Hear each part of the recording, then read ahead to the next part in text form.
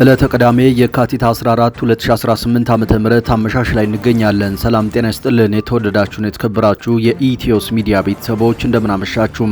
ከተለያዩ ታማኝ የመረጃ ምንጮች የደረሱንን ሰበር ዜናዎች ይዘን ቀርበናል። በቅድሚያም አርዕስተ ዜና። በአማራ ምድር በአገዛዙ ጦርና በፋኖ ኃይሎች መካከል የሚደረገው የፊት ለፊትና የጨበጣ ውጊያ ዛሬም ተባብሶ ቀጥሏል።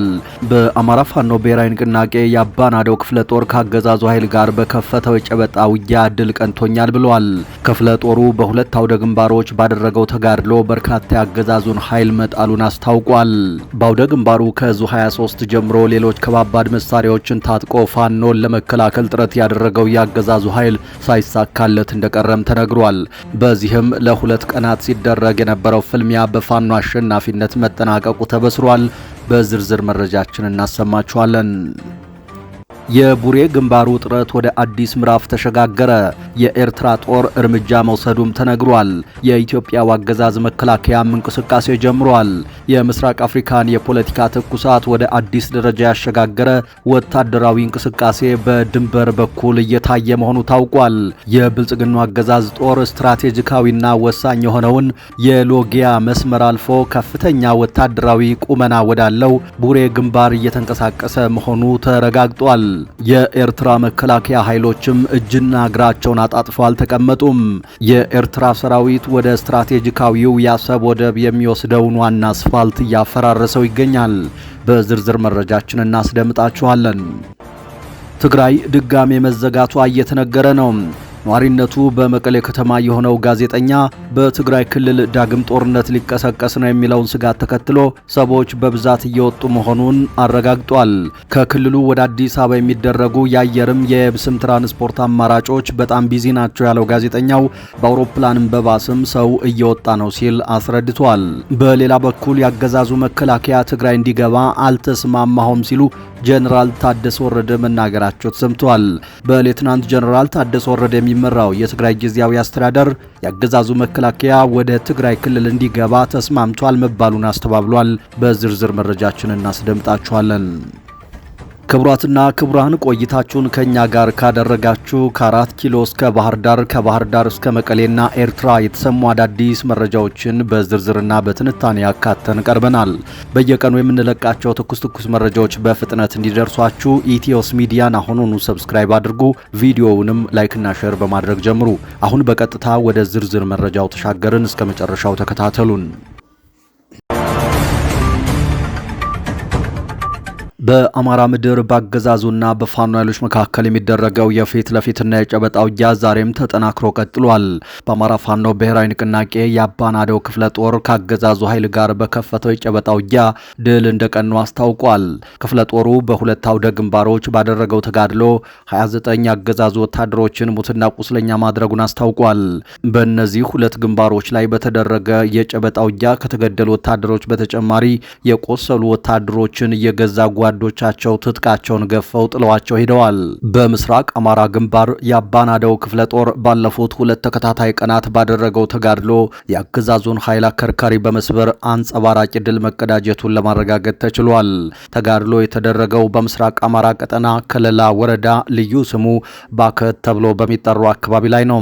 የመጀመሪያው ትንቅንቅ የተደረገው በከለላ ወረዳ ልዩ ስሙ ባከት ተብሎ በሚጠራው አካባቢ ላይ ሲሆን በዚህ ግንባር ለተከታታይ 8 ሰዓታት ከባድ የሆነ የጨበጣ ውጊያ መደረጉን ክፍለ ጦሩ በላከው መረጃ አስታውቋል።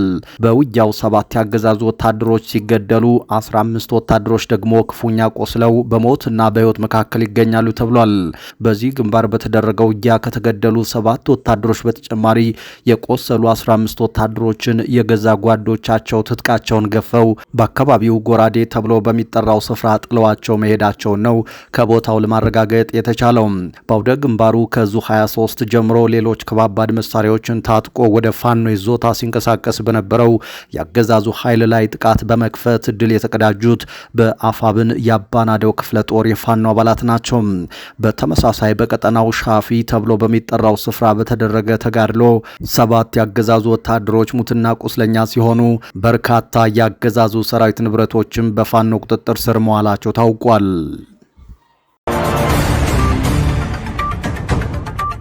የቡሬ ግንባር ውጥረት ወደ አዲስ ምዕራፍ ተሸጋገረ።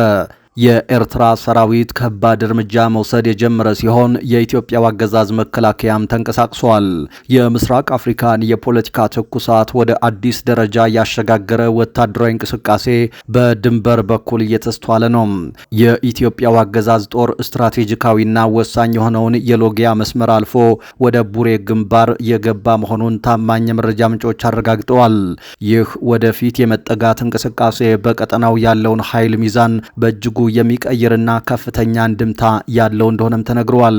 በሌላ በኩል ይህንን ከፍተኛ ያገዛዙን ጦር እንቅስቃሴ የተረዱትና ስጋት የገባቸው የኤርትራ ጦር ኃይሎች እጅና እግራቸውን አጣጥፈው አልተቀመጡም።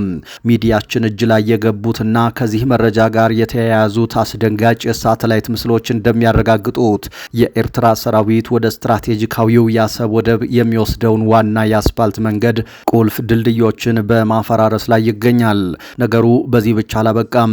የኤርትራ ኃይሎች ለመከላከል ይረዳቸው ዘንድ በአካባቢው በ7 ዙር የተገነባ ለ30 ዓመታት ያለ ረፍት ማዋጋት የሚችል እጅግ ጠንካራና ውስብስብ የመከላከያ ምሽግ ግንባታ ማጠናቀቃቸውም ተሰምቷል።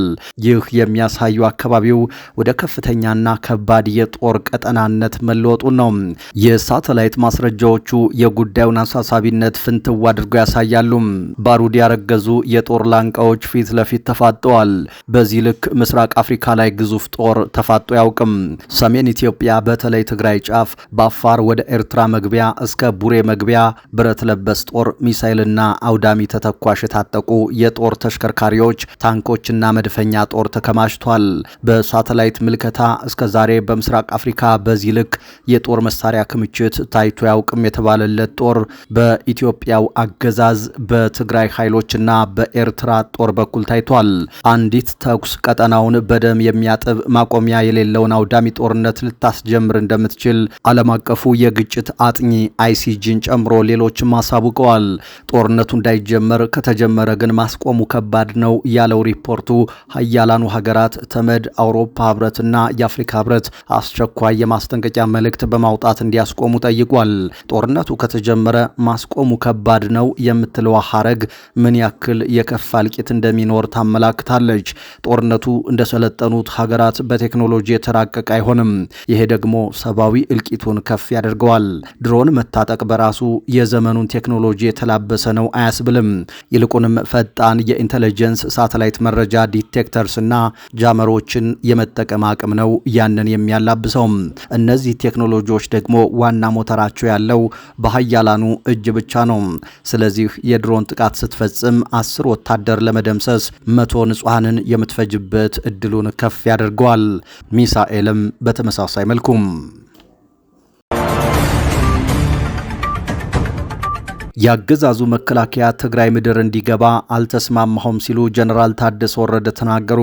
የጊዜያዊ አስተዳደሩ ፕሬዝዳንት ጀነራል ታደሰ ወረደ ጽህፈት ቤት ባወጣው መረጃ ያገዛዙ መከላከያ በትግራይ ክልል በሚገኙ የቀድሞ የሰሜን እዝ ካምፖች እንዲሰፍር አለመስማማቱን አስታውቋል።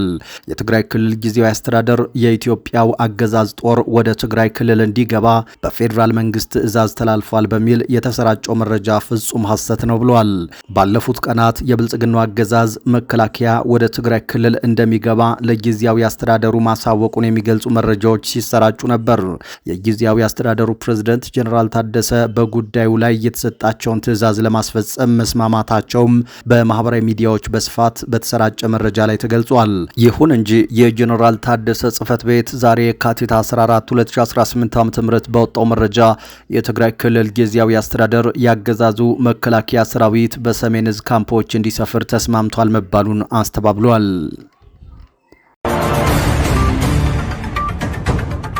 የአማራ ህዝብ ጥቃት ሲደርስበት ዝምታን የመረጠውን አብንን ለቅቅ ያለው ሲሉ ዶክተር አበባው ደሳለው አሳወቁም። በአማራ ፖለቲካ መድረክ ላይ ያልተጠበቀና እጅግ አነጋጋሪ የሆነ የፖለቲካ እርምጃ ተወስዷል። የህዝብ ተወካዮች ምክር ቤት አባሉ ዶክተር አበባው ደሳለው የአማራ ብሔራዊ ንቅናቄ አብንን በገዛ ፈቃዳቸው መልቀቃቸውን በይፋ አረጋግጠዋል። ይህ ብቻ አይደለም። ዶክተሩ የፖለቲካ አቅጣጫቸውን በመቀየር ከታሪካዊው የኢትዮጵያ ህዝባዊ አብዮታዊ ፓርቲ ኢሃፓ ተርታ መሰለፋቸውን አሳውቀዋል። ዶክተር አበባው ይህንን አስደንጋጭ ውሳኔ ያሳለፉባቸውን አንገብጋቢና ጥልቅ ምክንያቶች በሚከተለው መልኩ ዘርዝረዋል። ዶክተሩ ባለፉት 5 ዓመታት በምክር ቤቱ ወንበር ላይ የቆዩት የህዝብን አደራ ላለመክዳትና ድምፅ ላጣ ወገን ለመቆም እንጂ በፓርቲው ማለትም በአብን ፖለቲካዊ መስመር ላይ ምንም አይነት እምነት እንዳልነበራቸው ገልጸዋል። የአማራ ህዝብ በማንነቱ ብቻ ዘግናኝ ጥቃት ሲደርስበትና ከቀየው ሲፈናቀል በስሙ የሚጠራውና የህዝቡ ጠበቃ ነኝ የሚለው ፓርቲ ዝምታን መምረጡ ፈጽሞ ሊቀበሉት የማይችሉት ታሪካዊ ስህተት ሆኗል ሲሉ አብንን በጽኑ ኮንነዋል። ከስድስተኛው ጠቅላላ ምርጫ በኋላ አብን ለአማራ ህዝብ የሚያደርገውን ትግል በጠንካራ ፖሊሲ የተደገፈና ግልጽ አቋም ያለው ሆኖ አለማግኘታቸውን እንዲሁም ይህንን ራዕይ ለአባላቱ እንደማያሳውቅ በምሬት ተናግረዋል። የየትኛውም ፓርቲ አባል በጊዜያዊና አላፊ ጥቅም ተታሎ የህዝብንና የሀገርን የከበረ ኃላፊነት መርሳት የለበትም። ይህ አካሄድ ማንንም ውጤታማ አያደርግም በማለት በፓርቲው መዋቅር ውስጥ ያሉትን ከባድ የሞራልና የአቋም ክፍተቶች ጠቁመዋል። የህዝብን ጥያቄ ለመመለስ ቆርጠው የተነሱት ዶክተር አበባው ወደ ኢትዮጵያ ህዝባዊ አብዮታዊ ፓርቲ ኢሃፓ በይፋ በመቀላቀል በመጪው 7ኛው ጠቅላላ ምርጫ በግላቸው ለመወዳደር ጠንካራ ዝግጅት እያደረጉ መሆኑን ተናግረዋል። የህዝብ ጥያቄዎች የሚመለሱት በተናጠል በመቆም ሳይሆን በጋራና በአንድነት መቆም ሲቻል ነው። ካለፈው ስህተት ተምረን ለሰላማዊ ትግል በጋራ መቆም አለብን ሲሉም ተደምጠዋል። ጠቅላይ ሚኒስትር አብይ አህመድ ኢትዮጵያን ወደማያባራ የጦርነት አዘቅት እየከተቷት ነው ሲሉ አቶ ጀዋር መሐመድ ተናገሩም። አቶ ጀዋር ባወጡት በዚህ አንገብጋቢ መግለጫ ቀደም ሲል በኦሮሚያ በትግራይና በአማራ ክልሎች የተከሰቱ ደም አፋሳሽ ጦርነቶችን ከመፈንዳታቸው በፊትም ሆነ ከተቀሰቀሱ በኋላ በጽኑ ሲቃወሙ መቆየታቸውን አውስተዋል። በተለይ በአማራ ክልል የትጥቅ ግጭት ከመጀመሩ በፊት የክልሉን ልዩ ኃይልና ፋኖን በኃይል ትጥቅ ለማስፈታት የሚደረገው ሙከራ ሀገሪቱን ወደ ከፋ ጦርነት እንደሚመራት አስቀድመው ማስጠንቀቃቸውን በማስታወስ ዛሬም በሰሜኑ የሀገሪቱ ክፍል ሌላ አዲስ ጦርነት እንዲቀሰቀስ የሚደረገውን የፖለቲካ ግፊት አጥብቀው እንደሚቃወሙ በግልጽ አሳውቀዋል። በመግለጫው ላይ በሰላ ትችት የተንጸባረቀው ሌላው አብይ ጉዳይ የጠቅላይ ሚኒስትር አብይ አህመድ አስተዳደር አካሄድ ነው። አቶ ጀዋር እንዳሉት ጦርነት መመራት ያለበት ለህዝብ ህልውናና ደህንነት እንጂ በስልጣን ላይ ያሉ አካላትን የፖለቲካ ዕድሜ ለማራዘም መሆን የለበትም። ጠቅላይ ሚኒስትሩ ኢትዮጵያውያንን እየጎተቱ እያስገቧቸው ያሉት ተከታታይ ግጭቶች ብሔራዊ ጥቅምን የሚያስጠብቁ ሳይሆኑ ሀገሪቱን ይበልጥ ወደማይሽር ቁስል የሚከቱ የሀገር ውስጥ አንድነትን የሚያላሉና ኢትዮጵያን ከዓለም አቀፉ ማህበረሰብ ጋር በማጋጨት ለብቻዋ እንድትገለል እያደረጓት መሆኑን አብራርተዋል። የእነዚህ ተከታታይ ጦርነቶች መዘዝ በፖለቲካውና በዲፕሎማሲው መስክ ብቻ የተገደበ አይደለም። በዜጎች የዕለት ተዕለት ህይወት ላይ እጅግ ከባድ የኢኮኖሚ ጫና እያሳደረ መሆኑን አቶ ጀዋር አስምረውበታል። የዋጋ ንረት ጣሪያ በነካበት ስራ አጥነትና ድህነት ተባብሶ ባለበት በዚህ ፈታኝ ወቅት መንግስት ያለውን ውስን ሀብት ለሀገር ግንባታና ለኢኮኖሚ ማገገሚያ ከመዋል ይልቅ ለግጭትና ለጦርነት መዋለ ንዋይ ማፍሰሱን መቀጠሉ መሪነት ሳይሆን ሀገርን ወደ ድካምና ውድቀት የሚወስድ አደገኛ መንገድ ነው ብለውታል። በዚህም ተስፋ መቁረጥ የተነሳ ኢትዮጵያውያን ወጣቶች ሀገራቸውን ጥለው በብዛት ለመሰደድ መገደዳቸውን በከፍተኛ ሐዘን ገልጸዋል። ሌላ ተጨማሪ ጦርነት የኢትዮጵያን ቀውስ ከመፍታት ይልቅ ይበልጥ እንደሚያወሳስበውና አለመረጋጋቱን ወደ አጠቃላዩ የአፍሪካ ቀንድ እንደሚያስፋፋው አቶ ጀዋር አጥብቀው አስጠንቅቀዋል። አሁን ሀገሪቱ የሚያስፈልጋት የጥይት ድምፅ ሳይሆን ራስን መግታት፣ ፖለቲካዊ ውይይትና በድርድር የሚደረስ ዘላቂ ስምምነት መሆኑን አጽንኦት ሰጥተዋል። ተጽዕኖ ፈጣሪ አካላት ሁሉ ጦርነቱ ከመጀመሩ በፊት እንዲያስቆሙ ጥሪ ያቀረቡት ፖለቲከኛው በቅን ልቦና ለሚደረግ ማንኛውም የሰላምና የድርድር ጥረት ሙሉ ድጋፋቸውን ለመስጠት ዝግጁ መሆናቸውን አረጋግጠዋል።